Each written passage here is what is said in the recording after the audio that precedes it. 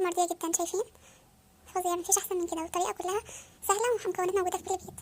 كوباية لبن، كوباية سكر، ربع كوباية من المية، معلقة زبدة، ذرة فانيليا.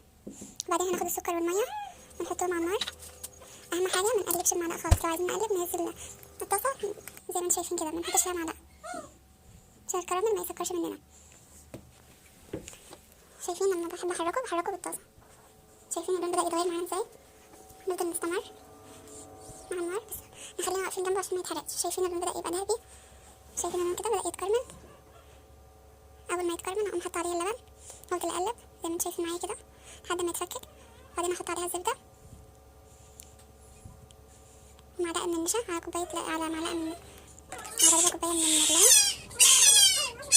ممكن من الاول كده نحط النشا ونفضل نقلب لحد ما القوام يتقل معانا، ويبقى بالشكل اللي انتم شايفين ده. كده خلصنا. شايفين شكله فظيع ازاي؟ قوام واو، مفيش احسن من كده. اتمنى تجربوا الطريقه وتعجبكم. انا عجبكم الفيديو متنسوش تعملوا لايك وشير وسبسكرايب وتفعيل الجرس عشان يوصلكوا كل جديد. والسلام عليكم ورحمه الله وبركاته.